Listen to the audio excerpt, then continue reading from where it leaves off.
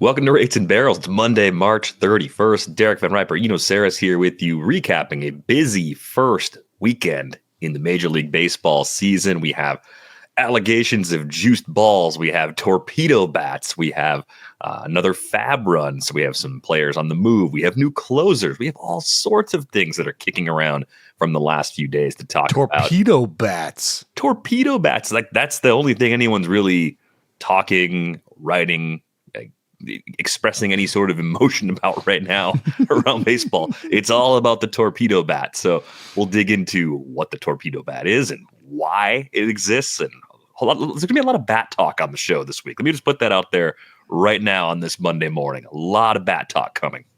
A special guest tomorrow who is a bat expert. All he is an expert on bats, on science of bats, on the physics of bats. That's going to be a whole show about, the science behind choosing a bat. You may be familiar with some of his work. Keenan Long from Long Ball Labs will be on tomorrow. He was this. I did a story about how no two bats are the same. He's a bat tester that helps players get the best out of their bats by making sure that they are to the specifications they want. So he will be talking about all the science of bats. And then special guest. New co-host this week. New Wednesdays. Coming on Wednesday, so you got to listen to that. And we'll be taking enough different angles that, I hope it won't get annoying. But, if you think about it, it dovetails pretty nicely with some of the new StatCast stats that we're getting about where the batter stands in the box, where the contact point is. And so we're going to be talking a lot of hitting this week, but we won't forget our pitchers. We will not. We will definitely talk pitching as well. I was actually having a conversation on the way back from San Francisco. I was sitting next to someone watching some games. Turned out another baseball fan, and he has a grandson getting into analytics, going to a special program for it. Really cool stuff. And one thing I was talking to him about on the plane was I thought it was interesting how little we talk about the bat prior to this weekend, right? Nice. Saturday morning before I got on the plane is when the Yankees went off and had an absolute hit parade against the Brewers, right? And it was like that all weekend. The Yankees were crushing the ball. There are a lot of factors for that. It's 80 degrees, and they're facing Nestor Cortes, who was throwing some 80 poo out there. I mean, Nestor Cortes, a little bit of a underlying story is that Nestor Cortes has lost velo, and that he became a much more interesting pitcher when he started throwing 92 plus. Now that he's sitting back 89, 90, this is the possible outcome. So, torpedo bats or not, like, they could have hit 9 homers against Nestor Cortes and family. It was also like a debut, wasn't it? Like the Brewers pitching staff right now is just destroyed already, right? I mean, Freddie Peralta started the opener, pitched pretty well overall. We talked about that. You bring Nestor down about 1.5 ticks on his fastball out there on Saturday. That's a guy the Yankees hitters know pretty well too. So aside from the weather conditions, the velo being down, some nice bat technology, it's also possible they had something on Nestor Cortes, right? I mean, that's not out of the question either. But yeah, you had a guy making his major league debut pitching in that game. And the Brewers have their home opener on Monday. I mean, Elvin Rodriguez is supposed to give them 80 pitches. That's where they're at on game 4 of the season. So that gives you an idea of just how banged up they are to begin the season just in that fast set. And that's not to take anything away from what happened. Look, 15 home runs in a series, no matter who you do that against, is impressive. It's also funny that there were ever any doubts about Aaron Judge as a guy people would want to have as like the 2nd or 3rd overall pick in drafts, because he had a monster series to start the year.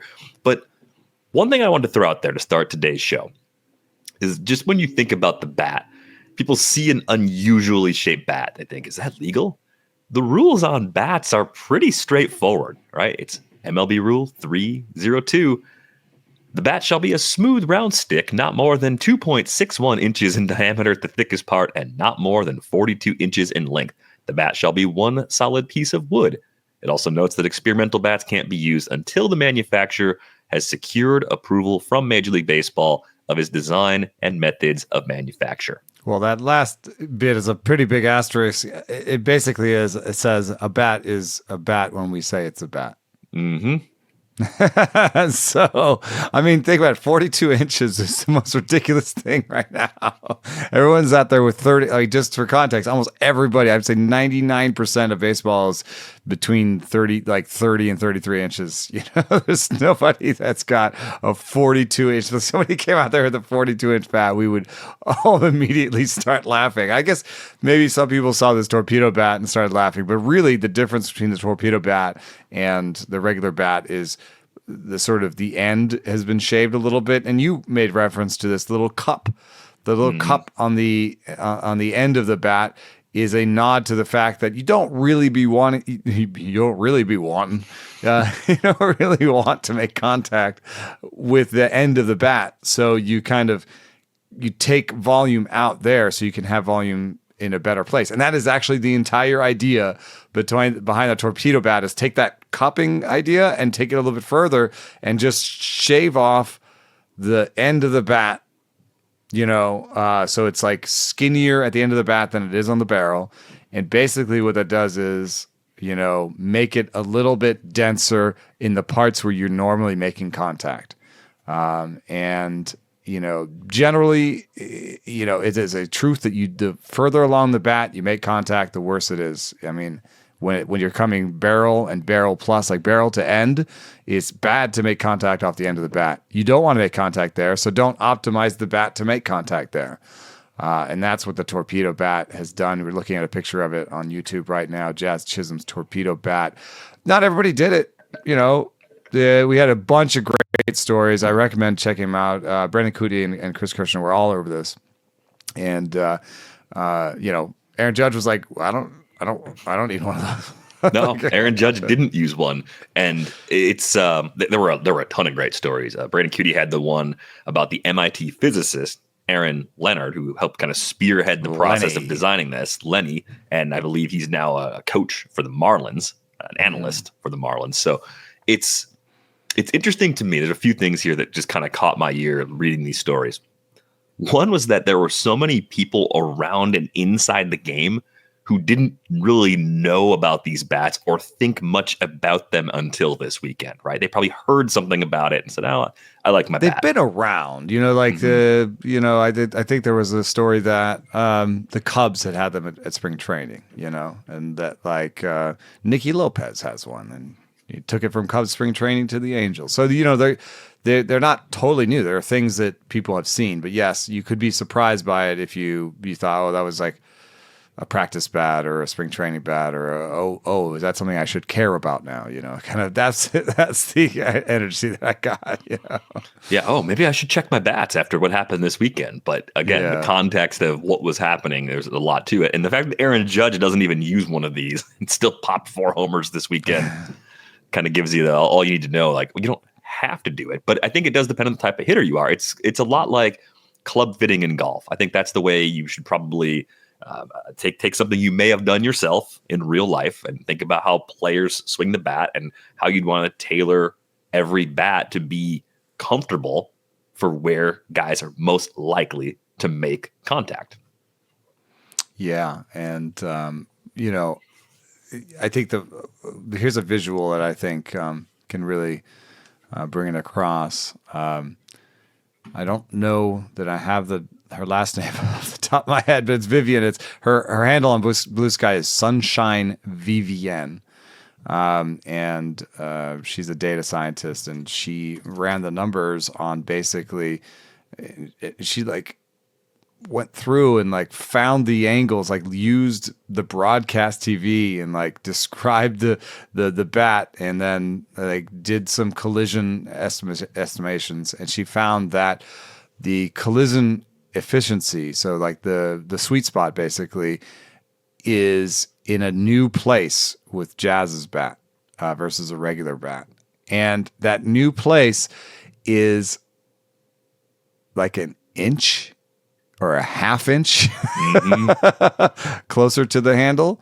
So maybe it's better for pull hitters or people that get jammed more often. I think you said that you noticed that on Volpe's homer, it was a pitch that you might consider him jammed on, or at least it was like a kind of an up and in cutter. Yeah, up and in cutter. It would have been probably a called strike, just at the top of the zone on the inside part of the play. Didn't look like a particularly bad pitch, and I think he only hit it out at like 91 and change for the EV. So he didn't. The bat might have really helped him if it's that close, you know. Yeah. In the park, I mean, the park and the conditions are factors too. Yeah, but that, to me, when I was looking at the map of like a lot of pitches were just clear misses, places you should not pitch good major league hitters, right? Like a lot 90 of cookies. mile an hour, kind of middle, slightly up.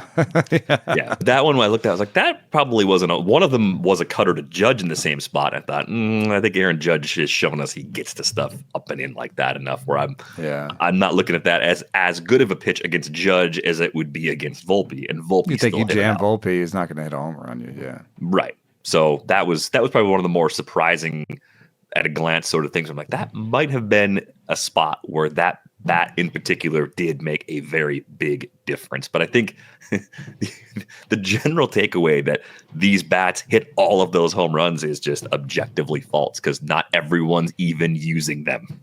Right. And, you know, there's a maybe the very beginnings of some idea that maybe the ball's a little different. I know that it seems like balls are flying out, but the hardest thing about this kind of analysis is that the weather is different year to year. And so you don't know how much it is just the change in like the 80-degree weather. It was crazy, though, that the next day was like 58. So welcome to New York. That was a pretty intense couple of days weather-wise, 80 and sunny, and then the next day was just overcast and nasty. And Judge still hit a home run. So we'll have so much more on this. I mean, there's a give and take with any bat design that you make. And we'll have different opinions on that. We'll get the scientist's opinion on it, and I just thought it was a moment in time where, we might have overdone it in terms of how much attention we're paying this. Like, there's so many other things that contributed to it: the weather, the pitcher, all that stuff. It wasn't just the bats that did it. But on the other hand, maybe we haven't thought about this enough in the past because. It was pointed out by Patrick Dubuque on a piece on Baseball Prospectus. Like, we don't even have that many words about the bat. We don't know how much each bat weighs. Yeah, and we don't have like great amount of words for Patrick pointed out, like, what's the word for between the handle and the sweet spot? It's like getting jammed, but what's the bat word for that?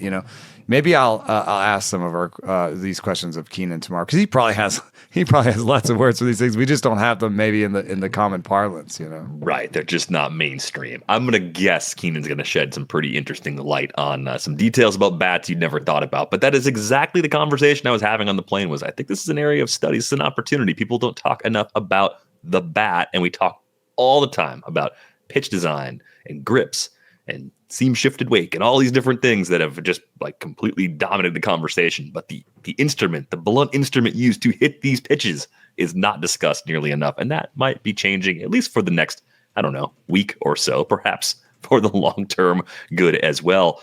Among the other things that happened this weekend, we were enjoying some post-show beer at the time, but Mookie Betts has a 2-homer game on Friday after our second live show at Bear Bottle in San Francisco. Mookie Betts just says, hey, everybody, you know what? I'm down almost 20 pounds, but I'm fine with a 2-homer game. He had a scheduled day off on Saturday.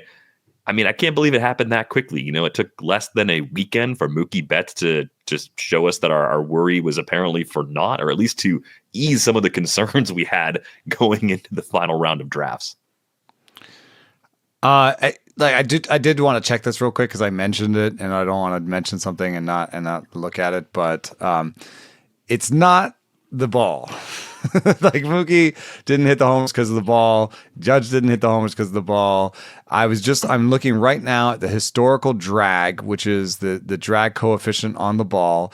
And one of these days this weekend, the 28th, had the most drag on the ball since 2017. Now it's just one day, and if you look at any given year, like there's it, it kind of jumps around day to day, because not because there's anything insidious going on, but because batch to batch and ball to ball, things get crazy. Like it's a handmade ball. Anyway, the highest drag since 2017 for a single day, which high drag means not good for offense. So I just wanted to point that out. Mookie is so interesting to me because when he hits homers, a lot of times it's just like, oh, how did he get his bat to that ball? Like it's like something that was like an inside breaking ball, and he just like, just sort of like whipped his bat around and got it. Maybe we were wrong to think that he'd be down in strength. I mean, I do think it's got to hurt him somewhat that he missed all that time and, wasn't able to do a lot of the same normal training he's done. But, I think one of the hardest things to figure out is an aging veteran.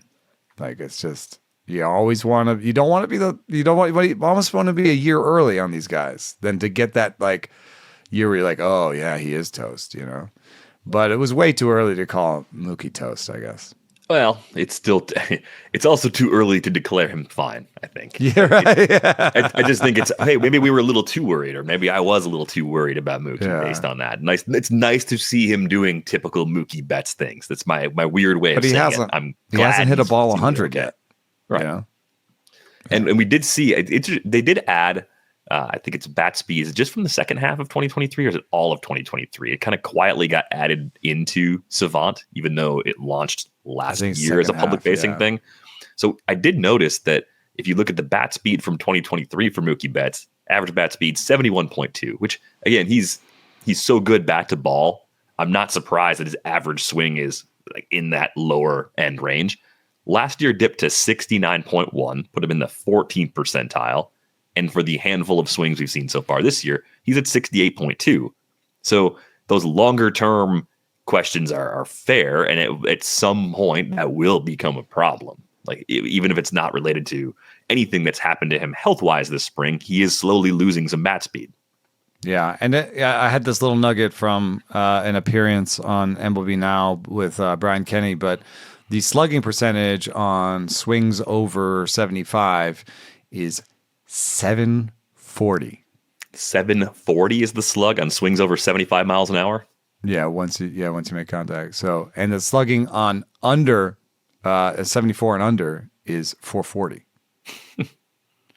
So most of the real damage is done on big bat swings. Now, some guys, sort of choose their moments to swing hard and kind of have that's their A swing. Some guys swing hard consistently. There is a give and take with swing and miss, obviously. Most of the guys with shorter bat speed, but also most of the guys with less bat speed make a lot of contact. You can't argue that they necessarily mean the same. It's not causal necessarily. They could be in the big leagues with poor bat speed because they make contact, like they could not be in the big leagues otherwise. So a lot of the stuff is in its infancy and we're figuring it out. Mookie, I'm leaning towards just fine, but yeah, 99.7 peak exit velo so far. Maybe he won't actually, maybe he'll hit 20 homers this year or 19 and we'll just remember the first two because they came so quickly.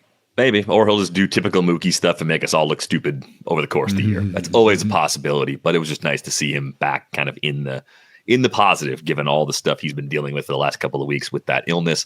I did see Colton Kjerstad was placed on the IL with a fracture in his thumb, and we have a timetable too. Jacob Calvin Meyer of the Baltimore Sun has a 6 to 8 week timetable for a return for Kjerstad, which has prompted the Orioles to bring Dylan Carlson up from AAA, but probably leaves the door wide open for Heston Kjerstad to be a big side platoon bat for this Orioles club in the absence of Kjerstad. I would imagine this is going to be one of Kjerstad's best chances to establish himself as part of their mix. Yeah, here comes an opportunity in the midst of tragedy. I think Kjerstad was set for a great year. There was a lot of things that he did over the course of last year that showed that he was making adjustments. He has that premium bat speed and premium eye and athleticism that you could say, oh, this guy could really take a huge step forward. And I'm not saying he won't this year, but it's always a little bit harder when not only do you lose that quantity of the 6 to 8 weeks, but that means that when he comes back, he's behind everybody else. Yeah. So it might be June before Kowser's fully recovered and all the way past this injury. Gunnar Henderson's supposed to be back on Thursday, though. First day he's eligible to come off the IL, so some good news there. That's from Matt Wyrick of the Baltimore Sun. I did notice Trey Turner was held out of the starting lineup again Monday. Not that there's a lot of like day-to-day analysis fantasy-wise in this show, but those are always frustrating. The weekend injury that bleeds into the first day of the week where you're like, okay, is this an IL situation or is this the last of like 3 necessary days off? Are they even saying what it is? It's a back injury, I believe. Huh. Weird. Yeah, lower back spasms was the diagnosis. He's hoping to return Wednesday against the Rockies because they have an off day in case it rains. So, you can't. If you have that ability to not use him till Friday, you can't use him for this. Yeah, you probably sidestep him knowing that. It's too bad because apparently the wind is really blowing out today in Philly, so some of these games could be high scoring. Yeah, that lineup should be able to go off in those conditions. We're also watching Jose Ramirez. I don't know if you happened to see this over the weekend. He had a pretty awkward head-first slide. It was one of the games I was watching on my flight. Ended up leaving that game with a shoulder injury. Imaging came back negative, so that's good. It's just the kind of injury that you're always wondering, like, even if you're playing through it, do you ever get back to 100%? Like Trevor talks about this all the time on our show, that guys are just eventually just running the health meter down closer and closer to zero over the course of the year. So if Jose Ramirez was at 95 before that slide, he's probably at like 60 right now. And then how long does he have to play at that sort of level? Like that's the only like main concern I have is like, okay, yeah, he'll probably be back soon, but I'd love to see him have a few hard hit balls and just like do typical Jose Ramirez things to have a little extra confidence that this isn't going to be a problem. Yeah. I mean, they definitely play through things where there's the imaging says you're fine, you should be out there, but it doesn't feel great. And, you don't know how much you trust it. And yeah, so I would stay away from him maybe in DFS or in 6 picks. Oh, no. Did it lock for today? Oh, I don't know. Mine is day games. In. The day games. Oh, I forgot to do it before the day games. There's 27 minutes. Yes. You're going to do it on the show. Do it on the show. Do it while I talk. Oh, you should join us. We have a group on AutoNew. 6 picks, rates and barrels. The password is Froggy. I believe that's enough information. If you want to go to the Discord, there's a link there. And there's an auto picker so that if you don't want to make, like if you're in Derek's situation and you just kind of want to have a replacement level day because it's kind of, you accrue sort of value over time as a player. You can just click the auto picker. The auto picker also saves time because it just puts some players in there and then you can be like, oh, I don't like that guy and make a couple quick decisions. Also, what's nice about it is when you click like, okay, corner infield and you have like a certain amount of money, you have $120 to buy 6 players. When you click corner infield, it shows you the handedness of your batter and the handedness of the pitcher. So you can very quickly kind of be like, oh, I want a righty versus a lefty in Philly, or I want a righty versus a lefty in Cincy. Boom, so you can make some quick decisions. And hey, yesterday I was number 1 in the rates and barrels and number 2 globally. So I got my first silver medal. I don't even remember who I picked. And I thought it would be too much. Oh, I picked DeGrom and Julio Rodriguez and some other people. But, I thought it'd be too much to think about. It really does only take like 2 or 3 minutes. I bet you that Derek is done. I'm literally on my last player right now. That was a perfect, nearly perfect filibuster. I had a feeling you could do it. Had a lot of confidence going in. I'm like, I could do this without the auto picker today if I need to. I'm just going to. And if you're looking at Derek's head right now, he's wearing our new merch.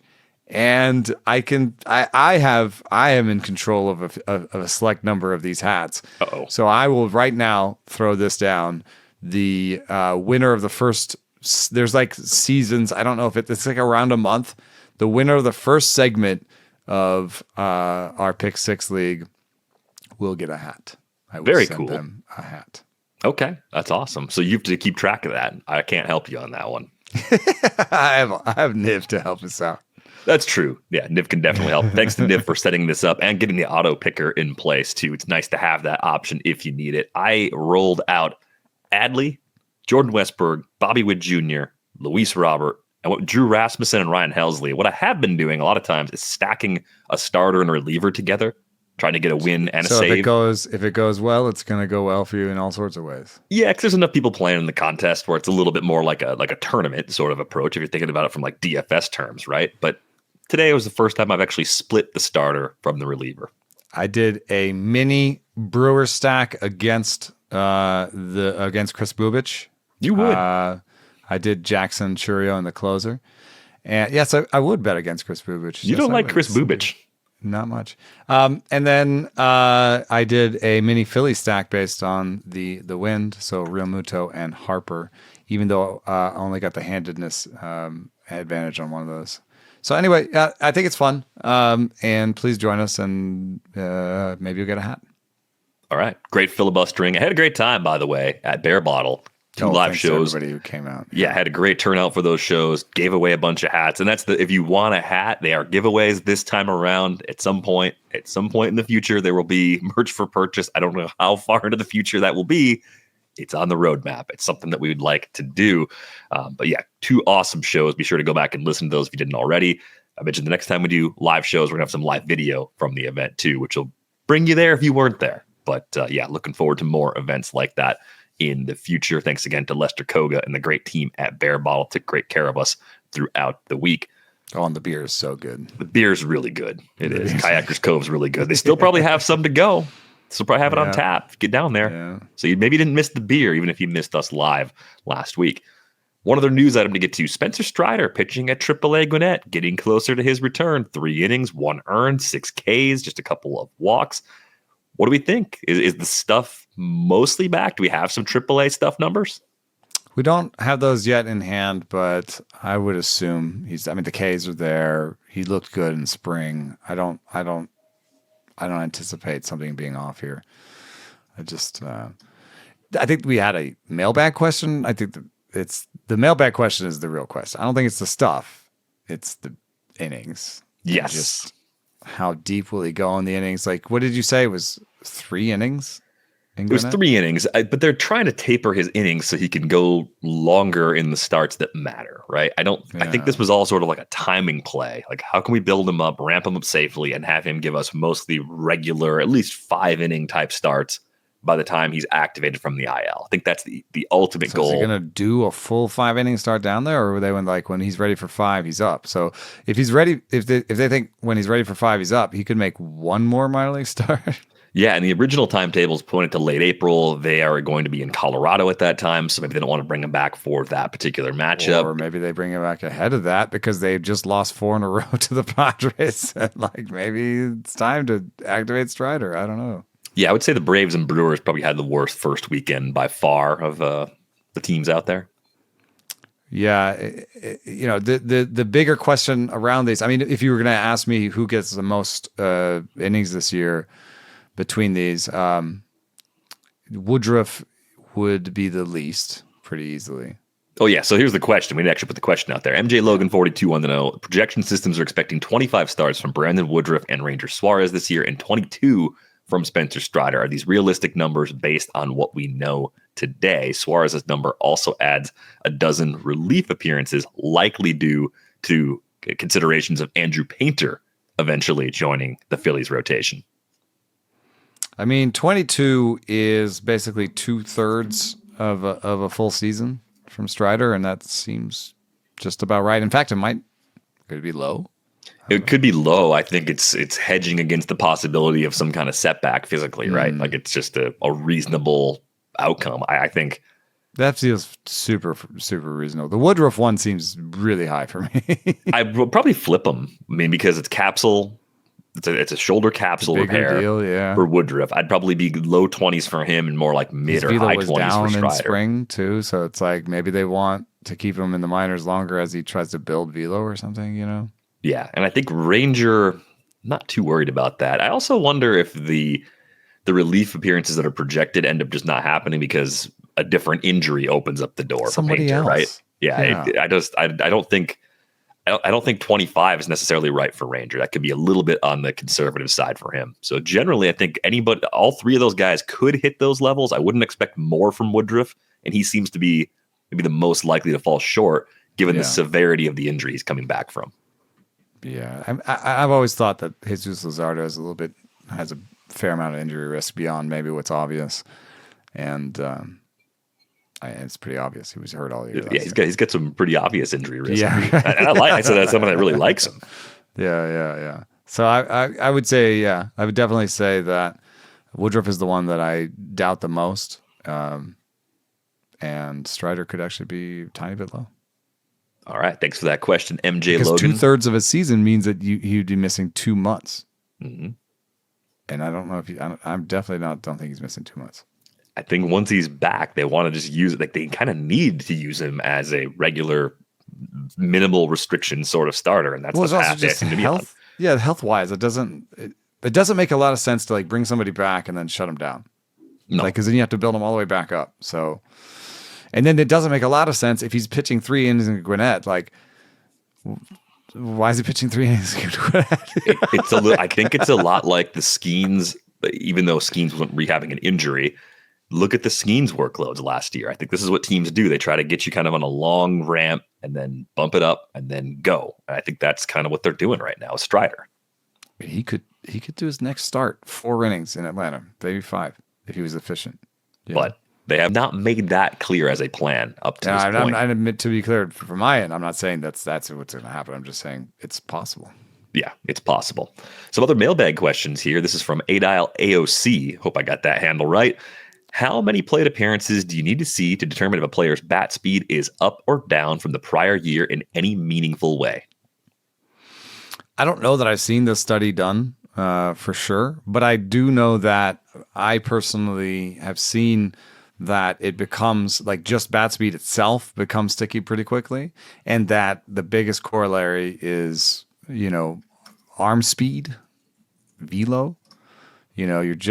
It's just a projectile that you're moving fast. It's, I guess health is a variable, of course, and we'll see that with some of these changers. But, I think that you're mostly trying to swing as hard as you can it's like the fastball. It's a lot like the fastball. So you might take something off the fastball sometimes, but then generally, why do we know so much about the fastball with after 10 fastballs? Because you mostly are trying to throw each fastball the same.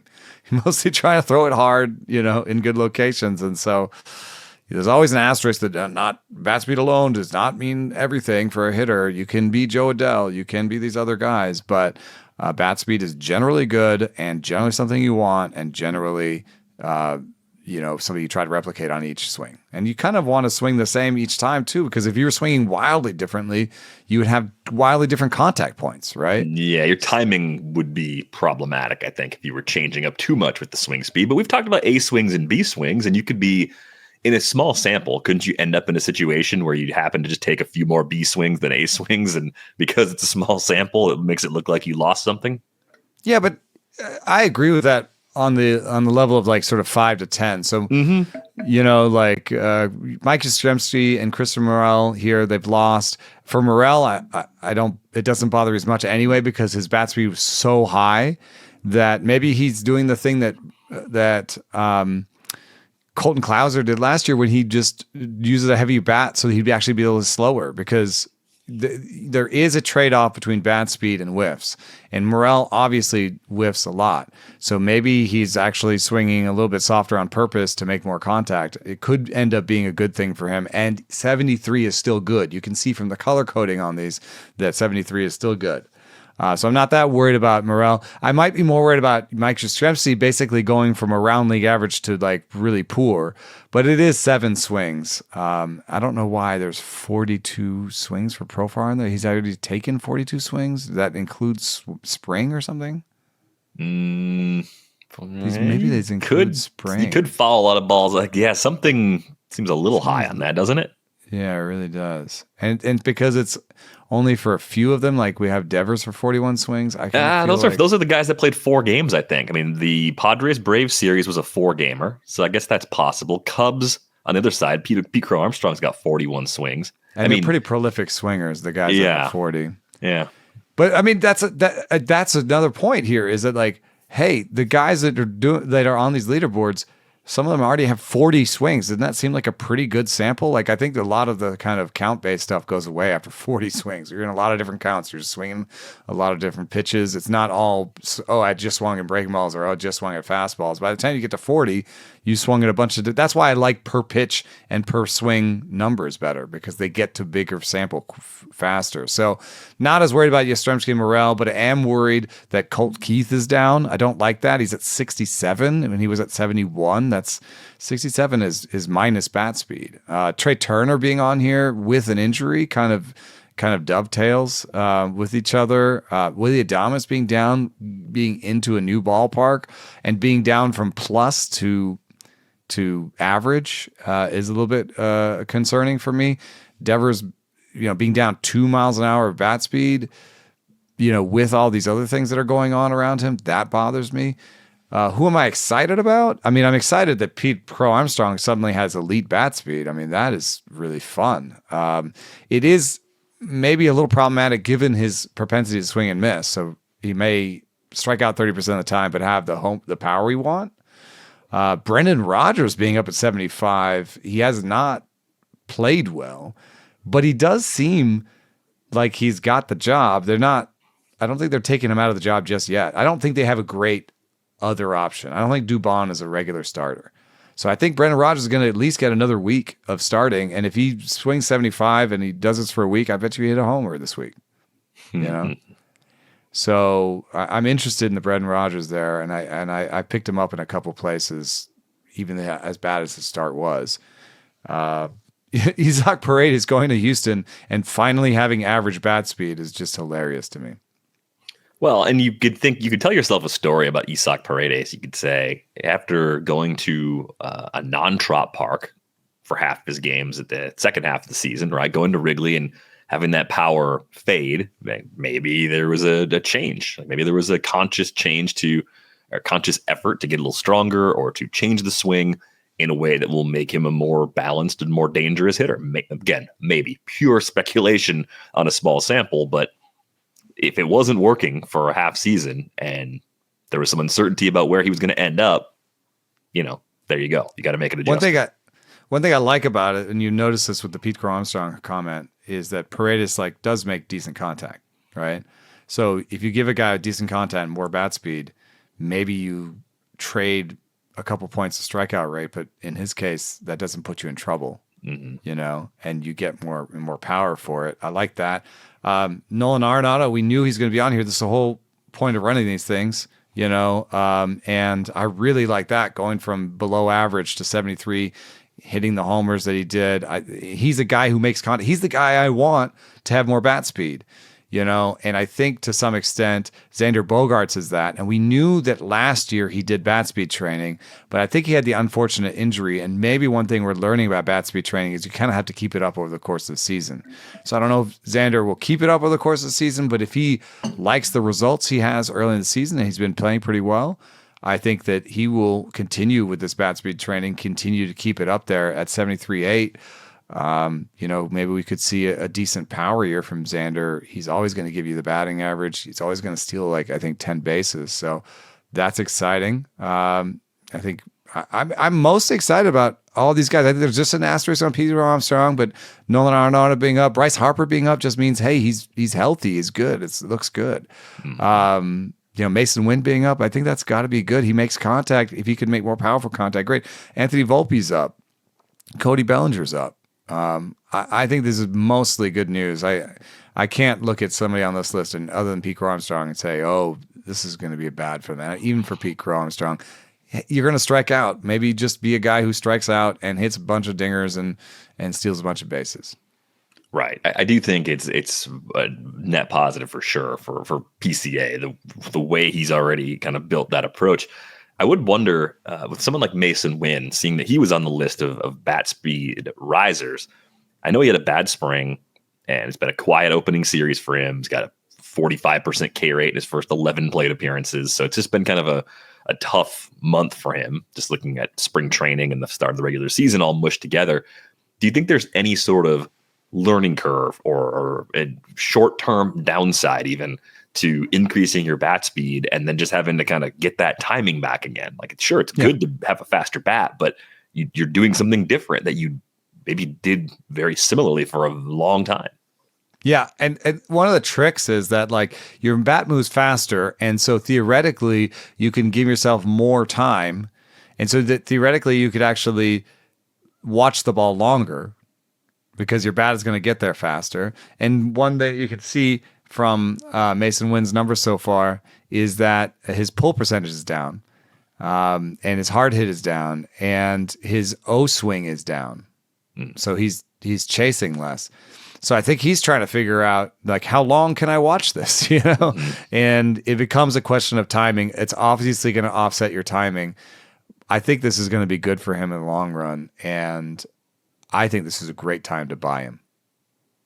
Yeah, I mean, I think there's a path for him eventually to be high up in the order. He has talked about wanting to steal more bases. It's a question of, how many more? Like, it's nice to say you want to steal 30 or 35 or 40. And I think Ben Clemens pointed this out on Friday, maybe before the pod, but Mason Wynn has not always had dominant high stolen base totals in the minors, but he has been very efficient everywhere he's been. That's what caught my eye with Mason Wynn is like, hey, he could probably run a lot more than he did last year. And sometimes when you see guys getting that first extended run as an everyday player, I know he debuted in 2023, but 2024 was that first year where Mason Wynn was the guy. You don't want to make mistakes. Yeah, you're just kind of getting used to being an everyday big leaguer. And I think sometimes that's that second full year where you'll see guys take off a bit more in line with how efficient and good they were at stealing bases in the minors. So, and I also think that they don't really have options. They're not sending him down. They don't have like a Michael Ciani for Victor Scott thing where they can just be like, oh, we'll just have this other guy who's credible, has a higher floor, and let Mason work on the stuff in the minors. I think they're just like, no, you're our shortstop. Here, go. Yeah, and I think he probably feels that way. So I bet you he's not too worried in himself right now. Great question, though, and definitely something we're looking at early, just trying to find reasons to believe, maybe in players that are having a slow start. I feel like the risers that are not making good on it yet are the early pickups that you want to make if someone cuts bait too quickly, or players you're going to float a trade offer for as we get a little bit further into this season. Let's get to our usual late Monday topic, the where the money went. Looking back at the weekend pickups from our leagues, a lot of closers on the move because there were a few unsettled bullpen situations, and I looked through and saw just from the RotoWire Online Championship at the NFBC, it's a 12-team league, so a lot of people in our group of listeners play in formats close to this probably had to think about Luke Jackson and Jose Alvarado and Emilio Pagan and maybe even Justin Slayton and Seth Halverson. When you look at that group and you think about each team's bullpen situation right now, is there anybody out of that Jackson, Alvarado, Pagan, Slayton, Halverson group that you think will end up being a great pickup? Because sometimes you spend the big money on a closer, they wobble, they lose the job, or you find out in the next couple of days, no, it was actually still a committee all along. They don't have sole possession of the job. Do you see anybody that kind of pops for you as someone that can run away with a bullpen out of that group? No. That's great. That's great if you didn't bid on them. I was just like, no, thanks. I don't think I even did like make good bids. Like this. What's the point of me putting like $20 on Luke Jackson right now out of 1,000? Like, it's not going to get me the guy. So I didn't even have him in my trees. I think that they're unsettled in ways that I want to pick other almost as leading these places in saves. Mm-hmm. And the other I've been pretty clear on for me in Cincinnati is Graham Ashcraft. I do Tony Santillan. We were talking about this. Spring was down and he's still down a little bit, but he's only down like a half tick. So if you really wanted me to guess who it is like right now, because we don't even really know who the closer is right now, I think it's Tony Santillan. Because he pitched the 8th in a game that Ian Gibaut blew, that they were winning. So Tony Santillan gets the next chance for me there. I know that Emilio, did Pagan actually get a save? Yeah, Pagan had the save on Saturday. And that But game it was also kind of an up and down game that was kind of weird. No, that one was pretty straightforward. Lodolo went 6, 2 earned, 5 hits. Santillan pitched the 7th. Ashcraft pitched the 8th. Pagan pitched the 9th. There was one where they kind of had everybody available, and it was I just don't believe in Pagan. Straight through. This guy has a homer problem, and he pitches in Cincinnati. I don't believe in him. Luke Jackson, throws so many sliders, and I was just thinking, like, I will never, if I was a manager, I would never give the closer job to somebody who threw 55%, 50% sliders. I just wouldn't do it. I just feel like everybody would just 50-50 them. And I don't think that sliders, I think that sliders can be hittable if you anticipate them, Who were the other ones? Slayton. We talked about Slayton on the Friday show. That was a tied game that he got the save. Like Aroldis Chapman pitched in a tie game in the 8th at 2-2. Right. They got 3 runs in the 9th, and then Slayton came in and took the 9th as a result of that. So but that's a little bit of an order thing. Right. You could consider that closer usage for Chapman. Right. I think in that case, you're like Chapman's the closer and Slayton might be the next guy up. That's still where I sit on that after the whole weekend played out. So I wasn't going out of my way to pick up Slayton unless my league also rewards holds, because it might just be a long wait before that next save opportunity actually comes along. I did see the Seth Halverson outing. That was also on Saturday. Airplanes are a great place to watch baseball if the Wi-Fi is actually working, and it actually worked okay for me on that flight, so I was pretty fortunate. But Seth Halverson is nasty. We talked about this before. Like the Rockies have developed a few interesting arms. I would like it. I would like Seth Halverson if you pitch for somewhere else. If you can pitch him away from home, if you can be careful with him. Everybody in Coors, I'm just worried about. But could a reliever have a dominant season in Coors? Yeah, probably. I mean, you're just asking them to be good for one inning. Yeah, we've had good enough relievers. Brian Fuentes, Houston Street. They've happened over the years. It's not impossible, but it always makes you feel extra bit nervous. Halverson went for 22 in my main event, where Luke Jackson went for 330. Oof. So Halverson's much more my price tag. Yeah, you could sneak him through relatively cheap, and it was more than a 3-out save. He finished the 8th and then pitched the 9th against the Rays in that game on Saturday. I did see Pagan, I think, was the most added player in main events this weekend, but 155 for the max. I think that gives you an idea that even though people wanted him, 35 in ours. Yeah, your concerns about the home run problems that he's had really for his whole career, everybody has that, on top of not trusting Tito to just lean on one guy. Yeah. Although the early stuff numbers on Pagan look good. He's also like 94 now. It's just that's actually below average velo for a reliever. So I don't know. None of them really got my money, but I did get Santillan in our league, the winners from last year. The Champions League, yes. Yeah. So now I have Santillan, Porter Hodge, and Anthony Bender all on my bench, hoping to get a second closer out of them somehow. And I think that Bender might be the closer right now in Miami. Nobody knows. Nobody knows, but I think it's Bender. I was frantically watching every game other than Pirates Marlins. So the best thing was the Saturday matinee flight. Frantically not watching that game. That's what I was doing. If you were the person sitting next to me, that's exactly what I was doing. Tapping the iPad quickly, jumping around from game to game. Once Big Inning stopped, I was like, oh no, I gotta change the channel myself. That's terrible. Big Inning is really good, just in terms of hey, let's just check in on everything without having to shuffle around. I love it. I'm becoming even more of a fan of it than I already was.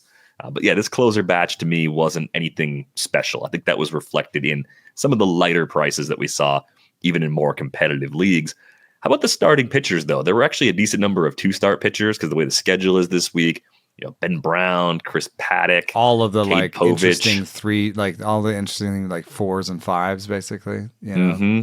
Like those guys all got picked up, and then the guys that made starts like Zach Littell and Griffin Canning, for 12-teamers especially, where they weren't drafted, they were kind of popular pickups this weekend. Well, we're typically we're cheap in our main event, but we always make moves. So we're kind of just like constantly hitting the bottom of the FAP market every week. So we got Emerson Hancock, who's got a 2-start week this week, and he only cost us $5. You know, that's our energy. But in like another team where I needed pitching a little bit more, I went with Chris Paddock, who has a decent 2-start. And I think that there was also a Shane Smith sighting. It's ugly out there in 15s to Threw put it $1 mildly. out there on him. But I think one of my favorite 2-starters was actually Paddock because, you know, I think he gets the White Sox first. Yeah, there's the White Sox are going to be a regular target. Oh, we didn't talk about one guy. Camilo Doval. Yeah, he was actually, I think, more for 15-teamers because the guys that actually got, he did have one. So what were the circumstances? Why was that? Did Walker go like 2 in a row or something? Yeah, I got to look at this. Walker went 2 in a row. Well, the thing is Walker anything less than Walker a share? went to 27th. The thing about Walker is I don't think that people want their closer to be a sinker guy. I mean, Jason Foley was pretty good last year, and he didn't even make the opening day roster this year. That was like surprising. think of how many guys that are sinker guys. There's Ben Joyce, but he throws like 102. You know. Mm-hmm. It's not you're giving up the platoon advantage with your closer. I don't think that people want that. People want Ryan Walker for 3 righties in a row. Yeah. Do you think there's maybe the possibility there's just a little something extra going on though? Since he only pitched once. Yeah. It is a little strange, but his stuff seems like it's maybe down. We've got a 100 stuff plus on Ryan Walker, which is not what we had last year. And let's see if the velo is down. The velo is only down a little bit, but maybe somehow the movement is down or something. Definitely. Oh, and he's got back tightness. That's what I was thinking is because he got the save on opening day. Yeah. So and he didn't pitch the rest of the weekend. So I figured there was an injury or something that maybe was. The only reason I wanted to bring up Doval real quickly, though, is because he's on the level of Seth Halverson, where I'm like, that is a good pitcher. Right. Stuff's really good, and eventually it's going to pay off. It's just a trick. The tricky thing is if you're not in a league that rewards hold, waiting on a pitcher like that is really how much hard you're going to to spend on him and how much you're going to wait on him. And yeah. Like in our league, the fact that three bench spots of mine are tied up into relievers. I'm hoping pretty fast that one of them becomes the closer. Otherwise, I don't know how long I can handle this. I just had a pretty healthy team so far. As soon as someone gets injured that I want to keep around, I'm gonna have to drop one of those guys. I do think that just to finish off that, and I know we're already on the next segment, but I think that Presley looks bad. So you're going to hold Porter hostage. The stuff is down. He blew his save. He was blowing saves in spring. I am out on Brian Presley. You might be right to be out on him at this point because it does seem like they could be quick to make a change given how important every win is going to be for this Cubs team as they could try and Will Warren take over that division. Has a 2-star week this week too. And he ended up getting rostered in a lot of leagues because of the timing of when we knew he was in the rotation. But yeah, there were some 12s, I think, where he was scooped up. Yeah, in Barf in my 15-team league, he was a $65 acquisition for somebody. So, all right. So, who do you think makes the biggest impact out of like Will Warren, Griffin Canning, Zach Littell, or any of the other 2-star guys that might have got picked up? Do you see any long-term value in that group? I think maybe Griffin Canning. Canning, I think, will at least be someone you could play at home all year. And he also had like a 38% strikeout rate this spring, which is insane. I don't get it. You don't just like add a sinker and you're like, now I strike everybody out. But like, I do want to give them a little extra credit for the park he pitches in. So Canning was somebody I wish I had put more money on. Yeah, what's interesting is that he had the sinker this spring, and I don't think he threw any of them in his first start. At least at Savant, by their classifications right now, they don't have him with any sinkers. Hilarious. He threw his slider 52% of the time in his first start against the Astros this weekend. Oh, that's an old trick. Oh, my God. That's crazy. They just pulled the Boston Red Sox on him. Yeah, we'll see. We'll see if that's just a game plan thing or if that's actually something they're going to keep doing with him. I thought Zach Littell looked pretty good. I mean, the Rockies lineup is still one that you can pick on, especially outside of Coors, but even in Coors with certain pitchers. But Zach Littell is one of those guys that he's going to get more run in that Rays rotation than we expected, right? That early McClanahan injury opened the door. It seems like somebody's always hurt out of that group, and Littell's just a little bit underrated. I like the way he was working up in the zone with everything pretty consistently, just all around like a nice first start. 7 Ks too. I'm not expecting that every time out, but I think this guy's just a tick underrated. The results were uneven. He only went 4 innings, but the Smith-Shawver split finger was pretty nasty. He also threw a cutter, which was I knew I'd seen it. It might be a slider, depending on the classification system you're looking at. But I always wanted him to have a slider. I always thought he could have a slider because he spun the curveball so well. So now you've got a guy who's a 4-pitch guy with a 94.9 mile an hour fastball. I think Smith-Shawver will have some good days this year. So I don't know where you need to pick him up or where he's even available. But if he is available, I think I would pick him up. I thought this was also kind of a bad week for bats. There wasn't a whole lot that changed in a few days playing time wise, so I didn't feel compelled to go aggressively after anybody, but some names that were frequently added. Kyle Manzardo was the most added hitter in the aforementioned RotoWire Online Championship. Again, that's a 12-team league. The range was from $1 to $285. We saw Otto Lopez, Spencer Torkelson, Wilyer Abreu. I mean, a lot of roster spackle. A's Max Muncy, I think, was the most added hitter in the main event, and the range was $1 to $57. So it really wasn't a big weekend of spending. Guess which side of the range I was on that one. I'm going to guess you were close to $1. Yeah. Yeah.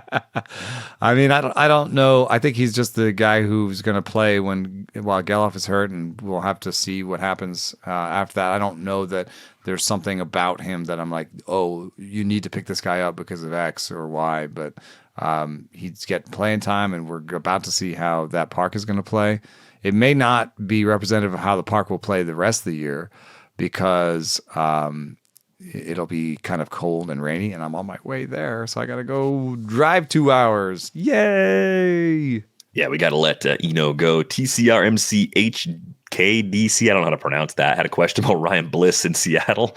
Bliss did start 3 of 4 games at second base. One of those was against the lefty. So the fact that Dylan Moore is not just straight up platooning with him gives Bliss a little bit of deep league appeal, but it's a speed first sort of profile. He hit 8th in all 3 of those games. I think you have to be at least in a 15-team league if you're looking at Ryan Bliss right now. But he's a player to keep an eye on just because it's a very soft part of that Seattle depth chart. There is an opportunity to turn that into an extended look before the prospects come up behind him. The Victor Robles of the infield. Yeah, sure. We can call him that, I think. Join our Discord if you haven't already. You can do that with the link in the show description. You can find Eno on Bluesky, enosarris.bsky.social. I am dvr.bsky.social. Thanks to our producer, Brian Smith, for putting this episode together. That's going to do it for this episode of Rates and Barrels. We're back with you on Tuesday. Thanks for listening.